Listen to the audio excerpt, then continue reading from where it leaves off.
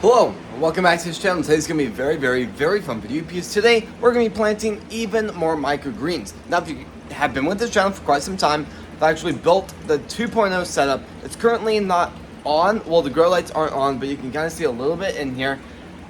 2 out of the 4 trays will be under this grow light, so it can go under its own testing, and the other half will go on that giant shelf right there for a lot more testing also.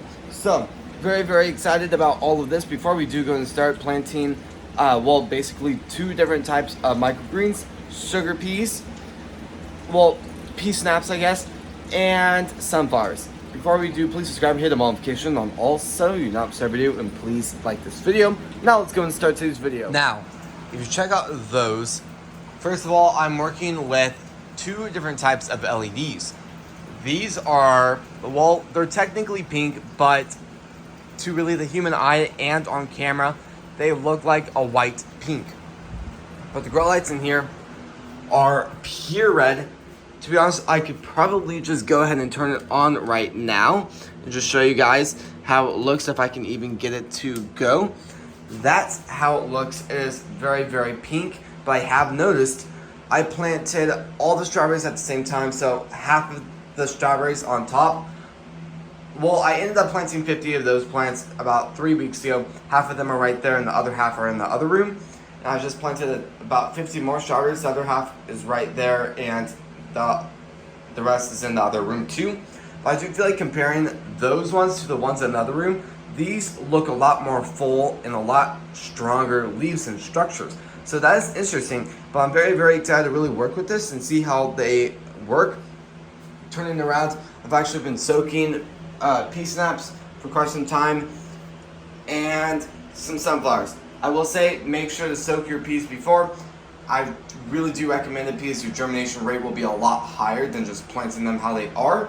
So make sure to do that. You don't have to soak them for days. Just soak them for about 24 hours or a little bit lower.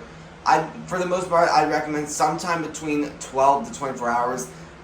Try to be as best as possible not to go over 24 hours because just that much water can damage and start rotting those peas, and that's the last thing we need when growing these beautiful plants. So I'm going to go ahead and get some of the trays ready, and I'll see you guys in a second once we're ready to start planting. Now, for this particular planting, I plant a lot of my plants different, but some of the strangest and probably most particular plants I always try to do the same is microgreens. These microgreens thrive when they're worked kind of differently.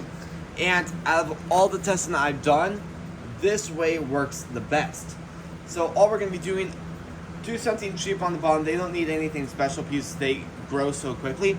So I'm doing a pretty good layer of coconut coir on the bottom. There's a lot of other stuff you can use, like peat moss works too, but I've seen the most success just using coconut coir. And for the most part, coconut coir is pretty cheap. I'm not going to say it's like a few pennies. It's definitely, compared to other soils, it's definitely much cheaper than like getting like Miracle-Gro or something. Notice I'm starting to pat it down too.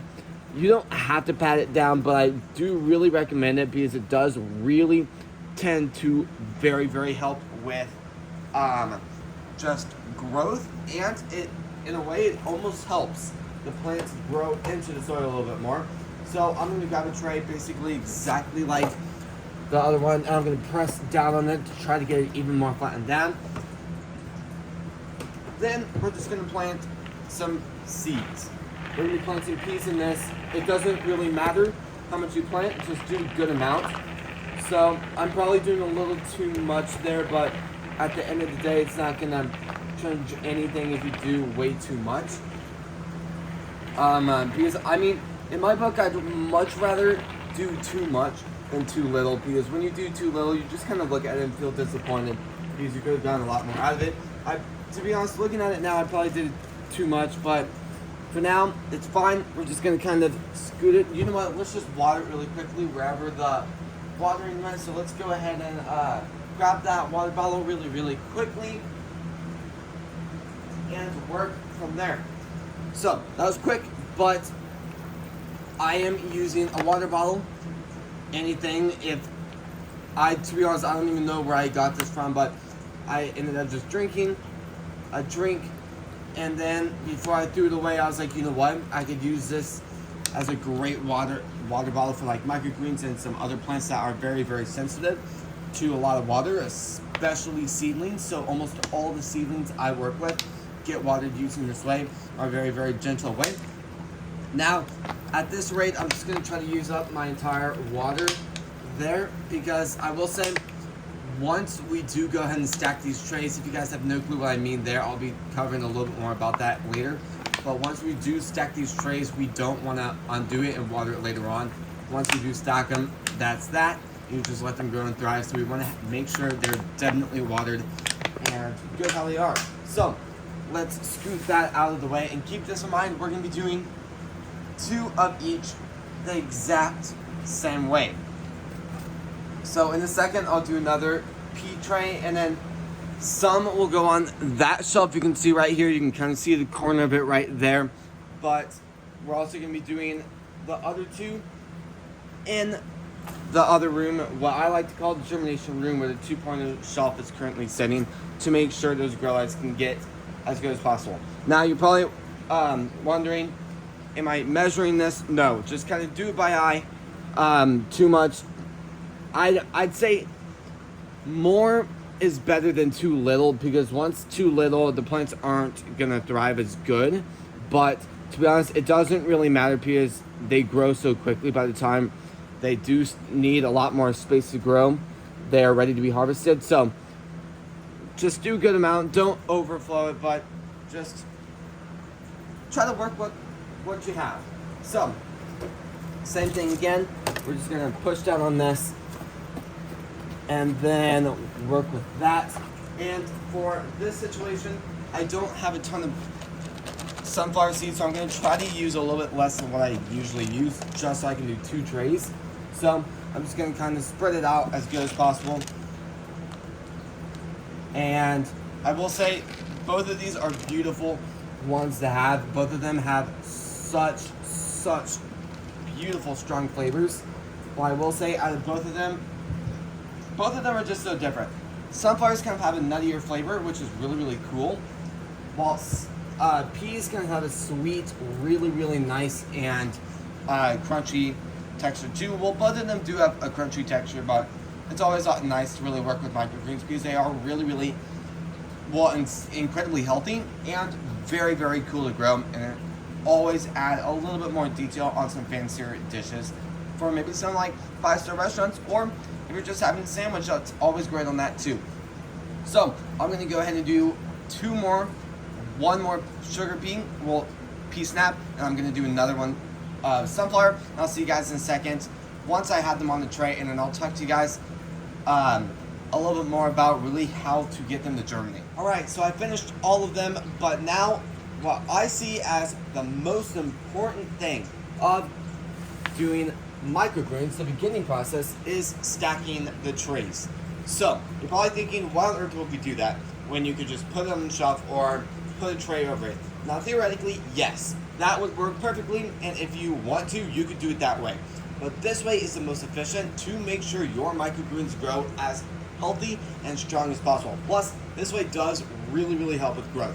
Because the number one reason why we do stack them is because we want these roots to go down into the soil. So when we do stack these trays, it gives it weight to push those seeds down even better into the soil. And notice that I put the peas on the bottom. Peas are typically one of the strongest plants that I've really worked with. So I'm going to be doing those on top, and I'm going to go find another tray, and then on that tray we will be putting these over it to add a lot more weight. So let me go find another tray. And keep this in mind too, when you do stack it, it's not going to be an even surface, it's not going to be perfect. So if you want it to be perfect, go ahead, you can kind of situate stuff, but to be honest, as long as those weights kind of stay even, where both of them are just evenly pushing on both sides, it's still fine. At the end of the day, there's nothing going to be wrong with it. Some of the things I've had problems with is once the plants do start to germinate, sometimes it kind of gets a little uneven and then both roll to one side. or like one rolls to the other side and then the other one kind of rolls with it too. So all that weight is just on that one side. So just keep that in mind. It is always good to check on it. And let me tell you this. This is probably one of the most important stuff. Do not mess with it at all. Now, with a gardener, a very fascinated gardener by viewing how these work and really grow, I had to look at them in the beginning years to see how they really worked. And notice how they are stacked. When they do start to grow, you kind of notice that they do start to lift up, and eventually you'll start to see they're starting to peek out a little bit. So that's about the time when you do want to bring them out. But there will be times you're going to be very, very interested to look and see what's going on under. It is still fine, but keep this in mind. You will be messing up kind of the weight balance on top of the plants. Once you do take it off and look at them, just at that point, put it on the shelf. Because just that weight difference from so much weight on top of like those bottom ones is so unbalanced again, and then you put that weight back on, it just kind of messes up the plants, and then your harvest and those plants just won't grow right in those just beautiful seasons of growing. So just keep that in mind. I'm going to go ahead and let these sit. They can sit really wherever. The blackout method is the best, and at this point, with them being covered up and kind of stacked, they are having the blackout method currently. So I don't need to go in the germination room. I'm just going to set them to the side and let them start to thrive, and basically this will be the end of the video. Alright, so I set them to the side, kind of an average time of how long this usually takes. The beginning part will take about 3 days, and then you'll really start to notice stuff about that fourth day. I usually like to bring them out typically about a week, somewhere between 5 to 7 days, because that's just when they thrive the most. Also, I will say it's very, very cool because once you actually do start growing microgreens, you actually start to go to like restaurants and then realize how many places actually work with microgreens. So it is a great business to get into, especially locally, because they're extremely healthy, extremely tasty, and a wonderful plant to have on a lot of like different types of sandwiches. I know a lot of places around here locally work with microgreens on salads, or kind of on salads, on sandwiches, on just on the side of like a fancy plate. Maybe you got like a steak or something, just a really fancy meal. Usually they'll kind of put it on the side to just add some detail and some color to that dish. There are so many microgreens, which is so cool. If you guys are wondering where I got these microgreen seeds, I recommend checking out True Leaf Market. They have great seeds, pretty cheap, and they're really, really high quality. So if you guys don't know where to get those, there's so many other places. I do really recommend checking out other places too, not just working with True Leaf, because there are a huge selection of microgreen seeds. But the place I'm really hoping to work with seeds in the future, and I really want to run my business off of seeds, is going to be from True Leaf Market, because I've had so much just good experiences from working with them, and we'll see how that goes in the future. But for now, this is going to be the end of the video. So, if you guys like these types of videos, please subscribe, hit the notification on all so you not miss our video, and please like this video. If you guys want me to do a video dedicated to germinating seeds, kind of what we basically did in today's video, and just doing daily updates on what to look for microgreens, please comment down if you guys want me to do a video like that, where I show you exactly how the plant should look when you harvest it. I will kind of do updates throughout the next week though, but for the most part, this is going to be the end of the video. Thank you all so incredibly much for watching today's video. So please subscribe, hit the notification on all so you not miss our video, and please like this video. Just really thank you. I really just want to thank you from the bottom of my heart. Thank you so much for watching today's video and supporting the channel, and I'll see you guys tomorrow when we post next. Peace.